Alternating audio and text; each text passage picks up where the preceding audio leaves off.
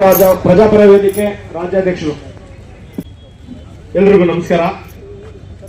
ಕರ್ನಾಟಕ ಮಾತೆಗೆ, ಕರ್ನಾಟಕ ಮಾತೆಗೆ, ಕನ್ನಡಾಂಬೆಗೆ, ತಾಯಿ ಭುವನೇಶ್ವರಿಗೆ, ಕರ್ನಾಟಕ ಮಾತೆಗೆ. ಇಲ್ಲಿ ಸಮಾವೇಶದಲ್ಲಿ ಸೇರಿರ್ತಕ್ಕಂಥ ಎಲ್ಲ ಕನ್ನಡ ಪರ ಹೋರಾಟಗಾರರು ಹಾಗೂ ಕರ್ನಾಟಕ ರಾಷ್ಟ್ರ ಸಮಿತಿ ಪಕ್ಷದ ಎಲ್ಲ ಸೈನಿಕರಿಗೆ ನಾನು ವಂದಿಸ್ತಾ, ಇವತ್ತು ರವಿ ಕೃಷ್ಣ ಈ ಹೆಸರು ಇದ್ರ ಬಗ್ಗೆ ಸ್ವಲ್ಪ ಒಂದ್ 2 ನಿಮಿಷ ಮಾತಾಡ್ತೀನಿ. ಯಾರಿಗೂ ಅಭ್ಯಂತರ ಇಲ್ಲ ಅಲ್ವಾ? ರವಿ ಅಂದ್ರೆ ಸೂರ್ಯ ಅಂದ್ರೆ ಬೆಂಕಿ, ಕೃಷ್ಣ ಅಂದ್ರೆ ಜ್ಞಾನ ಭಂಡಾರ ಅಂತ ಹೇಳಕ್ ಇಷ್ಟಪಡ್ತೀನಿ. ರವಿ ಕೃಷ್ಣ ಇವತ್ತು ಏನಾಗಿದೆ ಅಂದ್ರೆ ರಾಜ್ಯದಲ್ಲಿ ನಿಮ್ಗೆ ಕರ್ನಾಟಕ ರಾಷ್ಟ್ರ ಸಮಿತಿ ಅನ್ನೋದಕ್ಕೆ ಇನ್ನೊಂದು ಹೆಸರು ನಾನು ಕೊಡಕ್ಕೆ ಇಷ್ಟಪಡ್ತೀನಿ. ಕರ್ನಾಟಕ ರಾಜರ ಸಂತೆ ಅಂತ ಹೇಳಕ್ ಇಷ್ಟಪಡ್ತೀನಿ. ಕರ್ನಾಟಕ ರಾಷ್ಟ್ರ ಸಮಿತಿ ಅಲ್ಲ, ಅದ್ರ ಜೊತೆಗೆ ಕರ್ನಾಟಕದ ರಾಜರ ಸಂತೆ ಅಂತ ಹೇಳಕ್ ಇಷ್ಟಪಡ್ತೀನಿ. ಇವತ್ತು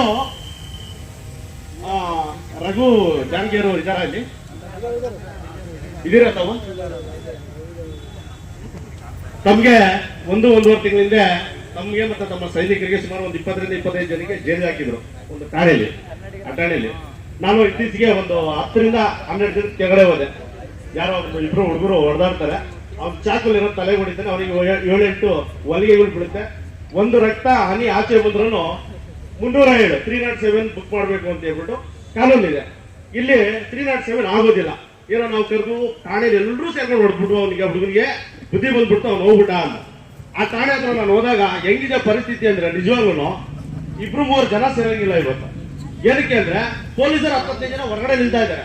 ಯಾರು ಬಂದು ನಮ್ಮ ಮೇಲೆ ಏನ್ ಮಾಡ್ತಾರೋ ಅಷ್ಟು ಭಯನ ರಘು ಜಾನಗಿರಿ ಅವರು ಕರ್ನಾಟಕ ರಾಷ್ಟ್ರ ಸಮಿತಿ ಪಕ್ಷದ ರಘು ಜಾನಗಿರಿ ಅವರು ಮಾಡೋದಿಲ್ಲ ಅಂತ ಹೇಳಿ ಇಷ್ಟಪಡ್ತೀನಿ. ಇವತ್ತು ಇದನ್ನ ತರ್ಸಿದ್ರೆ ಅದು ಕರ್ನಾಟಕ ರಾಷ್ಟ್ರ ಸಮಿತಿ ಅಂತ ಹೇಳೋದಕ್ಕೆ ಹೆಮ್ಮೆ ಹೇಳಕ್ಕೆ ಇಷ್ಟಪಡ್ತೀನಿ. ಇವತ್ತು ಕರ್ನಾಟಕದಲ್ಲಿ ನಿಮ್ಗೆಲ್ಲ ಗೊತ್ತಿದೆ, ಲಂಚ ಮುಕ್ತ ಕರ್ನಾಟಕ ಆಗುತ್ತೋ ಇರುವಂತ ಅನುಮಾನಗಳೇ ಜಾಸ್ತಿ. ಆಗೋದು 90% ಭಾಗ ಆಗೋದು ಕಡಿಮೆ ಇದೆ. ಆದ್ರೆ 100% ಭಾಗ ಪ್ರಯತ್ನ ಕರ್ನಾಟಕ ರಾಷ್ಟ್ರ ಸಮಿತಿ ರವಿಕೃಷ್ಣ ರೆಡ್ಡಿ ಅವರ ನೇತೃತ್ವದಲ್ಲಿ ನಡೀತಾ ಇದೆ ಅಂತ ಹೇಳೋದಕ್ಕಿಂತ ಹೆಮ್ಮೆ ಪಡ್ತೀನಿ. ಕರ್ನಾಟಕ ಪ್ರಜಾಪರ ವೇದಿಕೆ 31 ಜಿಲ್ಲೆಯಿಂದನೂ ತಮ್ಮ ಎಲ್ಲಾ ಹೋರಾಟಗಳಿಗೆ ನಾವು ಇರ್ತೀವಿ ಸರ್. ತಮ್ಮಂತ ಹೋರಾಟಗಾರನ್ನ ನಿಜವಾಗ್ಲೂ ನಾವು ಉಳಿಸ್ಕೊಳ್ತೀವಿ. ತಮ್ಮಂತ ಹೋರಾಟಗಾರರು ರಾಜ್ಯದಲ್ಲಿ ಇದ್ದಾರೆ ಅಂತ ಹೇಳೋದಕ್ಕೆ ನಮ್ಗೆಲ್ಲ ಕನ್ನಡಿಗರಿಗೆ ಹೆಮ್ಮೆ ಅನ್ಸುತ್ತೆ ಸರ್. ತಮ್ಮಂತ ಇನ್ನೂ ಬೇಕು. ರವಿಕೃಷ್ಣ ರೆಡ್ಡಿ ಅವರಾಗ್ಲಿ ಅಥವಾ ರಘು ಜಾನಗಿರಿ ಅವರಾಗ್ಲಿ ಇಂಥ ಹೋರಾಟಗಾರರು ನಮ್ಮ ರಾಜ್ಯಕ್ಕೆ ಅವಶ್ಯಕತೆ ಇದೆ. ತಮ್ಮನ್ನ ಉಳಿಸ್ಕೊಳ್ಳುವಂತ ಕೆಲಸ ನಾವು ಮಾಡ್ತೀವಿ. ತಮ್ಮ ಜೊತೆ ನಾವು ಇದ್ದು ತಮ್ಮನ್ನ ಯಾವುದೇ ರೀತಿ ಏನು ಈ ಸರ್ಕಾರಗಳು ನಿಮ್ಮನ್ನ ಟಾರ್ಗೆಟ್ ಮಾಡಿದೆ, ಈ ಸರ್ಕಾರಗಳು ಏನೇ ಟಾರ್ಗೆಟ್ ಮಾಡಿದ್ರು ಇಡೀ ಕರ್ನಾಟಕದ 31 ಜಿಲ್ಲೆಯಿಂದಲೂ ಸಮೇತ ನಾವೆಲ್ಲ ನಿಮ್ಮ ಜೊತೆ ಇರ್ತೀವಿ ಸರ್. ಈ ಸಂದರ್ಭದಲ್ಲಿ ನಾವು ಕನ್ನಡಿಗರ ಪರವಾಗಿ ನಾನು ಮಾತು ಕೊಡ್ತಾ ಇದ್ದೀನಿ. ಯಾವುದೇ ಕಾರಣಕ್ಕೂ ರವಿಕೃಷ್ಣ ರೆಡ್ಡಿ ಅವರು ಟಾರ್ಗೆಟ್ ಆಗೋಕ್ಕೆ ನಾವು ಬಿಡೋದಿಲ್ಲ, ನಾವೆಲ್ಲ ಇರ್ತೀವಿ. ಆಮೇಲೆ ಸರ್ಕಾರ ಏನು ಹೋರಾಟಗಾರರ ಮೇಲೆ ಕೇಸ್ಗಳಿದೆ, ಇದನ್ನ ಕೇಸ್ಗಳನ್ನ ತೆಗೆಯುವಂತ ಕೆಲಸ ನಾವು ಮಾಡ್ತೀವಿ ಅಂತ ಹೇಳ್ಬಿಟ್ಟು ಸರ್ಕಾರ ಏನು ಮಾತು ಕೊಟ್ಟಿದೆ. ನಾನು ಮುಖ್ಯಮಂತ್ರಿಗಳಿಗೆ ನೇರವಾಗಿ ಹೇಳ್ತೀನಿ, ನಿಮಗೆ ತಾಕತ್ತು ತಮ್ಮ ಇದೆ ಕೆಆರ್ಎಸ್ ಪಕ್ಷದಲ್ಲಿರ್ತಕ್ಕಂಥ ಕೇಸ್ಗಳನ್ನ ಖುಲಾಸೆ ಮಾಡಿ. ನಿಮಗೆ ತಾಕತ್ತು ತಮ್ಮ ಇದೆ ಕನ್ನಡಿಗರ ಮೇಲಿರ್ತಕ್ಕಂಥ ಕೇಸ್ಗಳನ್ನ ಖುಲಾಸೆ ಮಾಡಿ.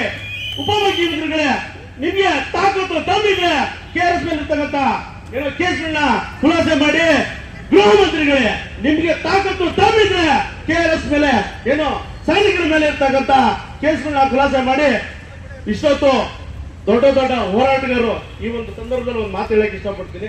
ಒಂದು ದೇವಸ್ಥಾನ ಕಟ್ಟಿದಾಗ ದೊಡ್ಡ ಸ್ವಾಮಿಗಳನ್ನ ದೇಶಾಂತ ಎಲ್ಲೆಲ್ಲಿದ್ದಾರೋ ಎಲ್ಲ ದೊಡ್ಡ ಸ್ವಾಮಿಗಳನ್ನ ಕರೆಸ್ಬಿಟ್ಟು ಯೋಗ ಹೋಮ ಕುಂಡಗಳು ಮಾಡ್ತಾರೆ, ಹೇಳ್ಬೋದಲ್ವಾ ಸರ್ ಈ ಸಂದರ್ಭದಲ್ಲಿ. ಆತರ ಇವತ್ತು ರವಿಕೃಷ್ಣ ರೆಡ್ಡಿ ಅವರು ಏನ್ ಮಾಡಿದಾರೆ ಅಂದ್ರೆ ರಾಜ್ಯದ ಮೂಲೆಯಿಂದನೂ ಹಿರಿಯ ಹೋರಾಟಗಾರನ್ನ ಕರೆಸ್ಬಿಟ್ಟು ಆ ದೇವಸ್ಥಾನಕ್ಕೆ ಏನ್ ಪಾಸಿಟಿವ್ ಎನರ್ಜಿ ಬರುತ್ತೆ ಆ ಹೋಮ ಕುಂಡಗಳು ಮಾಡಿದಾಗ ಆತರ ನಮ್ಮ ರಾಜ್ಯಕ್ಕೆ ಇವತ್ತು ಪಾಸಿಟಿವ್ ಎನರ್ಜಿ ಅಂದ್ರೆ ಹೋರಾಟಗಾರರಿಗೆ ನಾವೆಲ್ಲರೂ ನಿಮ್ ಜೊತೆಲಿ ಇರ್ತೀವಿ ಅನ್ನೋದನ್ನ ಹೋರಾಟಗಾರರು ಒಂದೇ ಸಂದೇಶನ ಕೊಟ್ಟಿದ್ದೀರಾ. ನಿಜವಾಗ್ಲೂ ನನ್ನ ಶಿರಸಾಷ್ಟಾಂಗ ನಮಸ್ಕಾರಗಳು ಸರ್. ಈ ತರ ಸಭೆಗಳು ಎಲ್ಲ ಜಿಲ್ಲೆಗಳಲ್ಲಿ ಆಗ್ಬೇಕು, ಎಲ್ಲ ತಾಲೂಕುಗಳಲ್ಲಾಗಬೇಕು, ಎಲ್ಲ ಊರುಗಳಲ್ಲಾಗಬೇಕು, ಎಲ್ಲ ರಾಷ್ಟ್ರಗಳಲ್ಲಾಗಬೇಕು. ಇದು ಕರ್ನಾಟಕ ರಾಜರ ಸಂತೆ ಅಂತ ಮತ್ತೊಮ್ಮೆ ಹೆಮ್ಮೆಯಿಂದ ಹೇಳ್ತೀನಿ ಸರ್ ನಾನು. ಇವತ್ತು ನೀವೆಲ್ಲ ಏನ್ ಸೇರಿದ್ದೀರಾ, ಇನ್ನೂ ಹೆಚ್ಚಿನ ಸಂಖ್ಯೆಯಲ್ಲಿ ಈ ತರ ಹೋರಾಟಗಾರರಿಗೆ ನಾವು ಇರ್ತೀವಿ. ನಮ್ಮ ಹೋರಾಟಗಾರರ ಕನ್ನಡ ಪರ ಹೋರಾಟಗಾರರು ನಿನ್ನೆ ರಾತ್ರಿಯಿಂದನೇ ಒಂದು ವಾರದಿಂದನೂ ಫೋನ್ಗಳಿದ್ದಾರೆ, ನಾವೆಲ್ಲ ಸೇರೋಣ ಅಂತ ಹೋರಾಟಗಾರರಿಗೆ ನಾವು ಬೆಂಬಲ ಸೂಚಿಸೋಣ ಅಂತ ಹೇಳ್ಬಿಟ್ಟು ಒಂದು ವಾರದಿಂದನೂ ನಾವೆಲ್ಲರೂ ಫೋನ್ ಮಾಡಿಕೊಂಡು ಹಿರಿಯ ಹೋರಾಟಗಾರರು ಮತ್ತೆ ಯಾರು ಯುವ ಹೋರಾಟಗಾರರು ಎಲ್ಲರೂ ಫೋನ್ ಮಾಡಿಕೊಂಡು ಇವತ್ತು ನಾವೇ ಖುದ್ದಾಗಿ ಬಂದಿರ್ತಾರೆ. ಯಾರು ಆಹ್ವಾನ ಕೊಡೋದೇನು ಬೇಡ. ಇದಕ್ಕೆ ಇಂಥ ಒಂದು ಸಮಾವೇಶಕ್ಕೆ ಯಾರ ಆಹ್ವಾನ ಬೇಕಾಗಿಲ್ಲ, ನಾವೇ ಖುದ್ದಾಗಿ ಬರ್ತೀವಿ. ನಿಮ್ಮ ಹೋರಾಟಕ್ಕೆ ನಾವೆಲ್ಲ ನಿಮ್ ಜೊತೆ ಇರ್ತೀವಿ ಅಂತ ಹೇಳ್ತಾ ನನ್ನ ಮಾತು ಮುಗಿಸುವಂತ ಕೆಲಸ ಮಾಡ್ತೀನಿ. ಕರ್ನಾಟಕ ಮಾತೆಗೆ, ಕರ್ನಾಟಕ ಮಾತೆಗೆ, ಕನ್ನಡಾತೆಗೆ, ತಾಯಿ ಭುವನೇಶ್ವರಿಗೆ ಜೈ ಜೈ ಕರ್ನಾಟಕ. ಎಲ್ರಿಗೂ ಒಳ್ಳೆಯದಾಗಲಿ. ಕನ್ನಡ ರವಿ ಅವರಿಗೆ ಧನ್ಯವಾದಗಳು.